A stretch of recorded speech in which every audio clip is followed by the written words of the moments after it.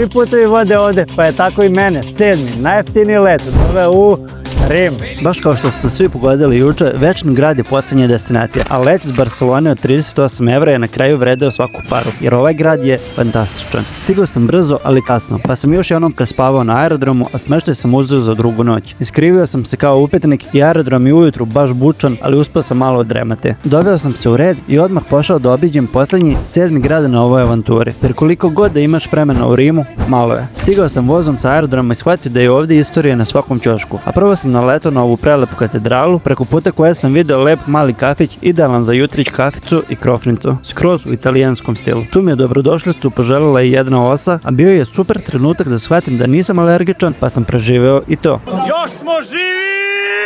Znam gde je najveća gužva, pa sam poranio do Fontane di Trevi i zamislio 2 želje. Ja se zaista nadam da ovo radi. Teo sam da ostavim stvari u smeštaju za večeras, ali rani check-in nije opcija, pa sam tako sa velikom torbom šetao još malo parkom Borghese. Uspešno ostavio stvari i sada sam dosta brži, a valjalo bi da požurim i na turu Vespom koju sam uplatio, jer ipak smo u Rimu. Uz turu sam imao i profesionalni fotoshooting ispred Koloseuma. Šta kažete, a? Kakav je mali? A onda sam uživao u svim lepotama ovog grada gdje me je let dana 7 ostavio i obišao stvari koje nikad ne bih mogao peške. Vodič me je ostavio na mjestu za koje se kune da je najbolji sladoled u Evropi i mogu samo reći Vreme je za ručak i još jednom karbonaru, a ovaj restoran je poznat po tome što devojka mesi testo pred tobom.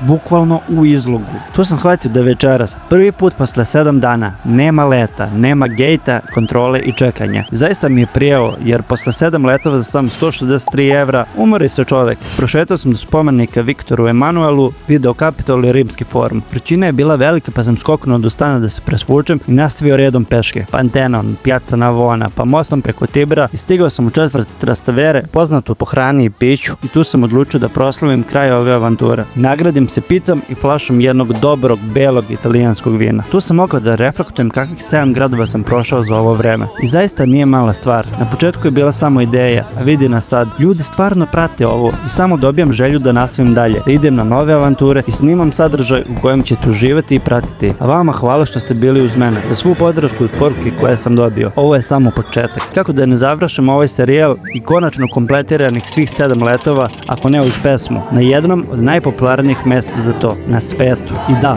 dočekao sam da čujem ovo uživo.